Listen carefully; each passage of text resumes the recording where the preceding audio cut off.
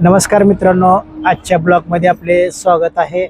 आणि आज मी व्हिडिओ जी बनवणार आहे ती खास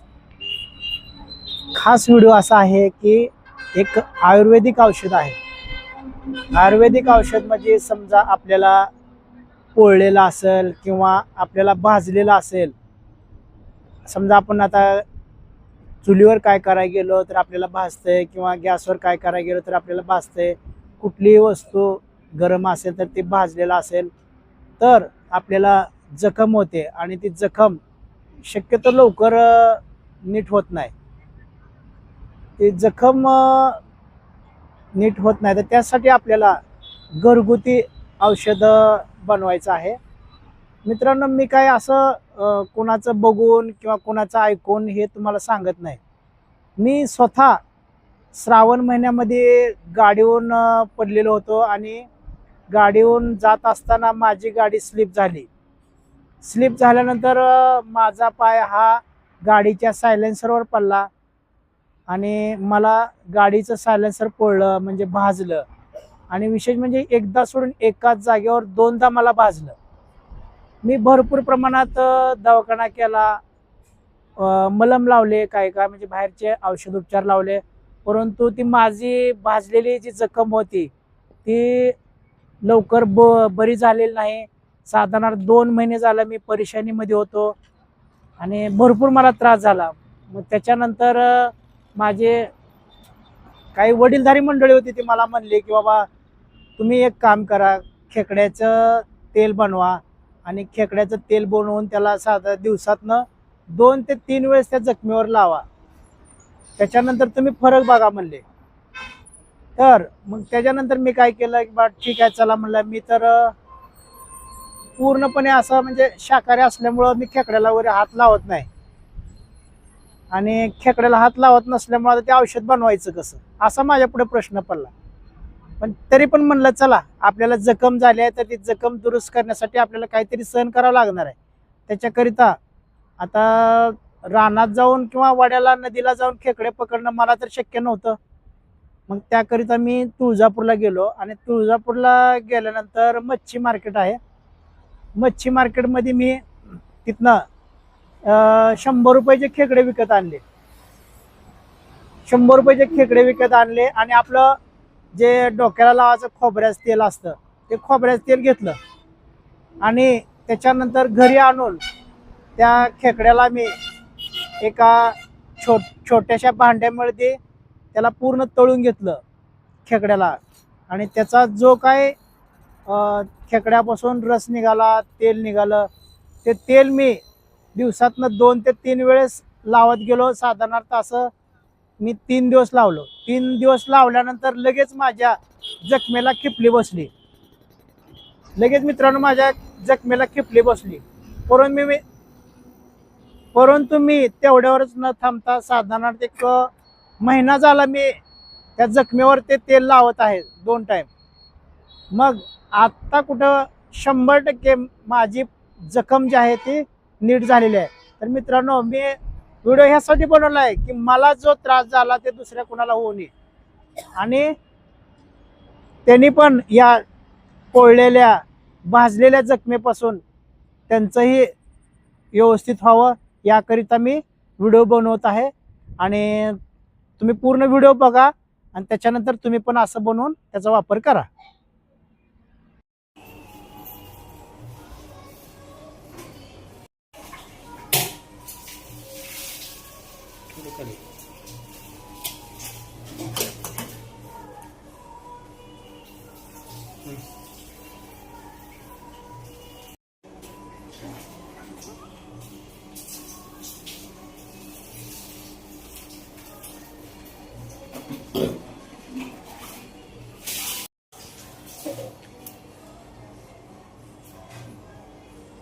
बस की काय करले.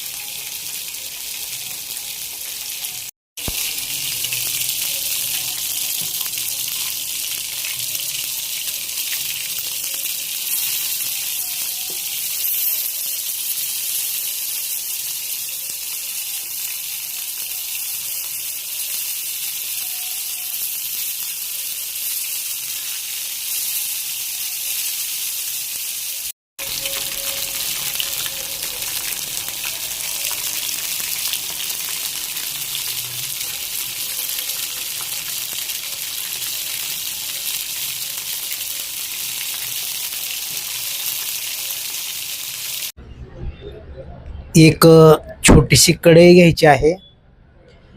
कढईमध्ये आपले खोबऱ्याचं तेल ओतायचं आहे. खोबऱ्याचं तेल ओतून त्याच्यामध्ये खेकडे टाकायचे आहेत. खेकडे टाकून त्याला असं पूर्ण तळून घ्यायचं आहे. त्याला भाजायचं आहे. भाजल्यानंतर त्यातून कडकड असा आवाज येऊन त्याचं तेल हे खाली गळतं. कढईमध्ये खोबऱ्याचं तेल आणि खेकड्याचं तेल एकत्र होऊन अशा पद्धतीने तेल तयार होते. तुम्ही बघा, इथं कढईमध्ये तेल असं झालेलं आहे. आणि हे तेल झाल्यानंतर आपण आपल्याला जे जखम झालेली आहे, भाजलेलं आहे, पोळलेलं आहे, या जखमेवर आपण आपल्या हाताच्या साहाय्याने ते तेल लावायचं आहे. आपल्याला जसे जमल तसे, साधारण ते 1 तास असेल, 2 तास असेल, 3 तास असेल, असं दिवसातून कमीत कमी एक 2-3 वेळेस जर आपण लावत गेलो तर आपली जखम जी आहे भाजलेली, पोळलेली, ती जखम पूर्णपणे बरे होते. हे बघा, हे माझा स्वतःचा पाय आहे आणि मला गाडीचं सायलेन्सर पोळलं होतं. त्याच्यानंतर मी असंच हे औषध बनवलं आणि रोज लावत गेलो.